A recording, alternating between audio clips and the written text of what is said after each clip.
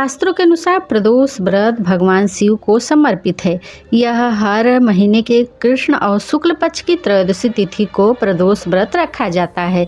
इस दिन प्रदोष काल में भगवान शिव और माता पार्वती की पूजा करना शुभ होता है। इस बार पौष माह के शुक्ल पक्ष की त्रयोदशी तिथि 1 जनवरी गुरुवार को पड़ रही है। गुरुवार होने के कारण यह गुरु प्रदोष होगा। तो दर्शकों, आइए जानते हैं साल 2026 में पौष शुक्ल प्रदोष व्रत पूजा व पारण का शुभ मुहूर्त, पूजा विधि और इस दिन किए जाने वाले उपाय और इसकी कल्याणकारी व्रत कथा के बारे में। सबसे पहले दर्शकों, पौष शुक्ल प्रदोष व्रत के शुभ मुहूर्त के बारे में जान लेते हैं। साल 2026 में पौष शुक्ल प्रदोष व्रत 1 जनवरी गुरुवार को रखा जाएगा। वहीं त्रयोदशी तिथि का आरंभ होगा 1 जनवरी की सुबह 1:47 पर। त्रयोदशी तिथि की समाप्ति होगी 1 जनवरी रात्रि के 10:22 पर। प्रदोष काल पूजा का शुभ मुहूर्त है सायंकाल 5:35 से रात्रि के 8:19 तक। प्रदोष व्रत पूजा विधि। शास्त्रों के अनुसार प्रदोष व्रत के दिन सुबह स्नान के बाद सूर्य भगवान को जल का अर्घ्य दें और समस्त शिव परिवार का पूजन करें। प्रदोष काल में स्वच्छ होकर भगवान गणेश जी, माता पार्वती, भगवान शिव और नंदी प्रतिमा को पंचामृत व जल से स्नान कराएं। भोलेनाथ को बेलपत्र, अक्षत, फल फूल, धूप दीप, खीर का नैवेद्य अर्पित करें और फिर इसके बाद अंत में व्रत कथा पढ़कर समस्त शिव परिवार की आरती करें। गुरु प्रदोष व्रत उपाय। गुरु प्रदोष व्रत में प्रदोष काल में शिवलिंग पर पंचामृत, दूध, दही, घी, शहद, गंगा जल से अभिषेक कर बेलपत्र, धतूरा, सफ़ेद चंदन और कनेर के फूल अर्पित करें और ओम नमः शिवाय मंत्र का जाप करें।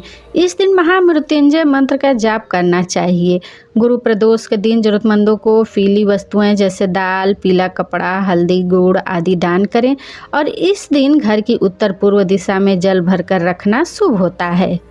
अब आइए दर्शकों, सुनते हैं गुरु प्रदोष व्रत की कथा। जब भी प्रदोष का व्रत हर गुरुवार के दिन पड़ता है तो उसे गुरु प्रदोष या गुरुवार त्रयोदशी के नाम से जाना जाता है। प्रदोष के व्रत में भगवान शिव का जो कि विशेष प्रकार से प्रदोष काल के समय में पूजन किया जाता है। प्रदोष काल का समय जो कि सूर्यास्त से 1 घंटे पहले और सूर्यास्त के 1 घंटे बाद तक के बीच का जो समय होता है वह समय प्रदोष काल का होता है और इस दौरान भगवान शिव जो कि प्रसन्न मुद्रा में होते हैं, इसी दौरान भगवान का पूरे विधि विधान के साथ पूजन करना चाहिए। इससे भगवान शिव अपने भक्तों के ऊपर प्रसन्न होकर के अपने भक्तों के सभी प्रकार के दुख और कष्टों को दूर करते हैं, सुख समृद्धि का आशीर्वाद प्रदान करते हैं और अंत में मोक्ष को प्रदान करते हैं। प्रदोष व्रत को रखने से जो कि 100 गायों के दान करने के बराबर पुण्य फलों की प्राप्ति होती है।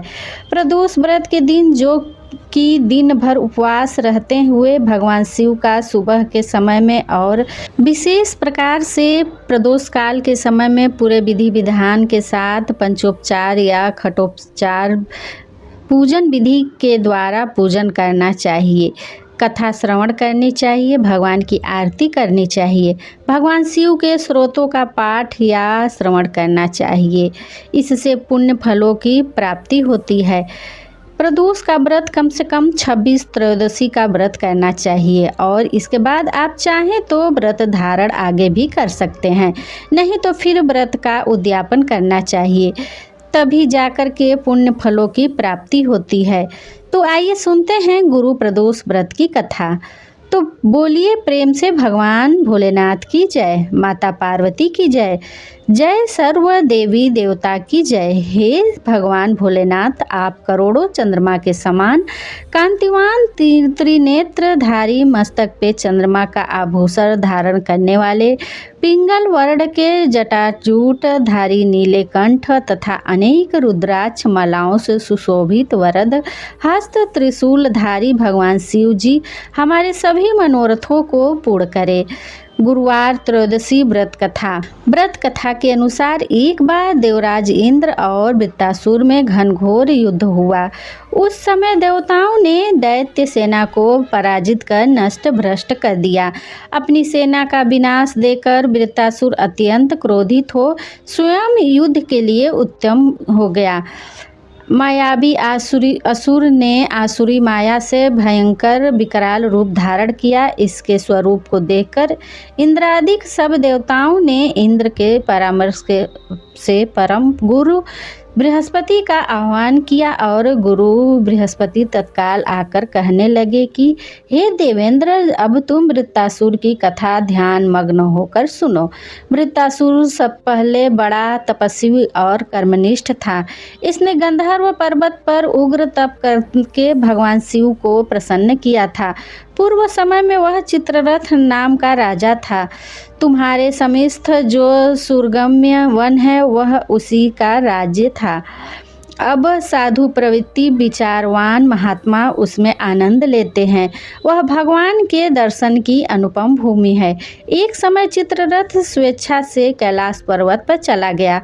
भगवान का स्वरूप और वाम अंग में जगदम्बा को विराजमान देख चित्ररथ हंस पड़ा और हाथ जोड़कर भगवान शिव जी से बोला, हे भगवान शिव, हे शिव शंकर, हे प्रभु, हम माया मोहित हों विषयों में फंसे रहने के कारण स्त्रियों के वशीभूत रहते हैं, किंतु देवलोक में ऐसी दृष्टिगोचर नहीं हुआ है कि स्त्री का आलिंगन कर कोई सभा में बैठे। चित्ररथ के ऐसे वचन को सुनकर सर्वव्यापी भगवान शंकर हंसकर बोले कि हे राजन, मेरा व्यवहारिक दृष्टिकोण पृथक है।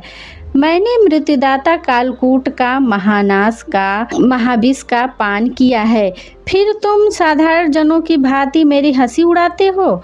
तभी माता पार्वती क्रोधित हो चित्ररथ की ओर देखती हुई कहने लगी कि ओ दुष्ट, तूने सर्वव्यापी महेश्वर के साथ मेरी हंसी उड़ाई है। तुझे अपने कर्मों का फल भोगना ही पड़ेगा। अरे मूर्खराज, तू अति चतुर है, अतएव मैं तुझे ऐसी शिक्षा दूंगी कि तू फिर ऐसी दुस्साहस नहीं करेगा। अब तू दैत्य रूप धारण कर विमान से नीचे गिर जा, मैं तुझे श्राप देती हूँ। तब माता पार्वती जगदम्बा भवानी के ने चित्ररथ को श्राप दिया तो वह तत्क्षण विमान से नीचे गिर पड़ा, राक्षस योनि को प्राप्त हुआ और प्रख्यात महासुर नाम का प्रसिद्ध हुआ। त्वष्टा नामक ऋषि ने उसे श्रेष्ठ तप से उत्पन्न किया और अब वही वृत्तासुर ब्रह्मचर्य पूर्वक रहकर शिव भक्ति में लीन है। इस कारण तुम उसे जीत नहीं सकते। अतः एवं मेरे परामर्श से यह प्रदोष करो जिससे महाबलशाली दैत्य पर विजय प्राप्त हो सके। गुरुदेव के वचनों के अनुसार सब देवता प्रसन्न हुए और गुरुवार त्रयोदशी प्रदोष व्रत जो कि विधि विधान से किया एवं राक्षस वृत्तासुर पर विजय प्राप्त कर लिया। इंद्रदेव सुख पूर्वक रहने लगे। इस प्रकार से जो भी सच्ची श्रद्धा के साथ गुरुवार त्रयोदशी प्रदोष का व्रत करते हैं तो उन्हें शत्रुओं पर विजय की प्राप्ति होती है और उनके शत्रुओं का विनाश होता है। तो बोलिए प्रेम से भगवान भोलेनाथ की जय, माता पार्वती की जय, सर्व देवी देवता की जय। जो भी प्रदोष का व्रत करते हैं उन्हें चाहिए कि त्रयोदशी तिथि के दिन सुबह उठ करके नित्य क्रियाक्रमों से निवृत्त होकर गंगा नदी में या फिर घर के नहाने के पानी में थोड़ा सा गंगा जल मिलाकर स्नान करना चाहिए। शुद्ध वस्त्र धारण करके व्रत का संकल्प लेना चाहिए। भगवान शिव से प्रार्थना करनी चाहिए कि हे भगवान भोलेनाथ, हे माता पार्वती, मैं आज प्रदोष का व्रत करने जा रहा हूँ या जा रही हूँ। इस प्रकार से भगवान से प्रार्थना करें और कहें कि हे प्रभु, यह व्रत मेरा निर्विघ्न पूरा हो और हमें पुण्य फलों की प्राप्ति हो। आपके मन में जो भी इच्छा हो, जो भी कामना हो, वह प्रभु से कहें। और प्रदोष व्रत के दिन जो कि दिन रात्रि उपवास रहते हुए व्रत को धारण करना चाहिए। जो उपवास नहीं रह पाए तो एक समय फलाहार ग्रहण करें। प्रदोष व्रत में जो कि अन्न ग्रहण नहीं करना चाहिए और प्रदोष काल का पूजन कर लें, उसके बाद प्रसाद ग्रहण करनी चाहिए। इस दिन भगवान शिव का मंदिर में या फिर घर पर रहकर पूरे विधि विधान के साथ इनका पूजन करना चाहिए। इस दिन भगवान शिव का जो कि जल में से अभिषेक करें, पंचामृत से अभिषेक करें, शुद्ध गंगा जल से अभिषेक करें। इसके बाद भगवान शिव को सफ़ेद वस्त्र चढ़ाएं, यज्ञोपवीत चढ़ाएं, फिर अक्षत, चंदन, पुष्पों की माला अर्पित करें भगवान शिव जी को, जो कि बेलपत्र अति प्रिय होता है। तो 3 पत्ते वाला बेलपत्र, उस पर राम का नाम लिख करके या फिर नमः शिवाय लिख करके भगवान शिव जी को बेलपत्र अर्पित करनी चाहिए। बेलपत्र अर्पित करने से 3 जन्मों के पाप भी नष्ट हो जाते हैं। भगवान शिव जी को बेलपत्र चढ़ाएं, फिर समीपत्र, तुलसी मंजरी भगवान शिव जी को अर्पित करें। भांग, धतूरा आदि चढ़ाएं। उसके बाद धूप और दीप दिखाएं। अनेक प्रकार का नैवेद्य अपने श्रद्धा भक्ति के साथ भगवान शिव जी को अर्पित करें। जल से आचमन करवाएं। मुख शुद्धि के लिए पान, पत्र, सुपारी, लौंग, इलायची के साथ में अर्पित करें। द्रव्य दक्षिणा चढ़ाएं। इसके बाद प्रदोष व्रत का कथा श्रवण करें। भगवान शिव जी के स्रोत आदि का पाठ करें या श्रवण करें। इस दिन ओम नमः शिवाय आदि मंत्रों का जाप करना चाहिए या श्री उमा महेश्वराभ्याम नमः, इन मंत्रों का जाप करना चाहिए। स्त्रियां केवल नमः शिवाय नाम जाप करें और भगवान का पूरे विधि विधान के साथ पूजन करें। जब भी भगवान शिव का पूजन किया जाता है तो साथ में शिव परिवार का भी पूजन करना चाहिए। किसी भी प्रकार के शुभ कार्यों में या मांगलिक कार्यों में पहले भगवान गणेश जी का पूजन किया जाता है, क्योंकि भगवान गणेश जी प्रथम पूजनीय हैं। तो पहले भगवान गणेश जी का पूजन करें। उसके बाद नंदी, भृंगी, श्रृंगी, कृतमुख, कुबेर, सर्प आदि देवताओं का पूजन करें। इसके बाद फिर भगवान शिव, माता पार्वती का पूजन करें तो बड़ा ही पुण्य फलदायी होता है। तो आशा करते हैं कि यह जानकारी आपको अच्छी लगी हुई हो।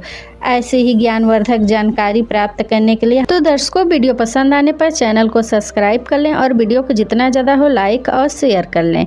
मिलते हैं अपने नेक्स्ट वीडियो में, तब तक के लिए श्री शिवाय नमस्तुभ्यम। हर हर महादेव।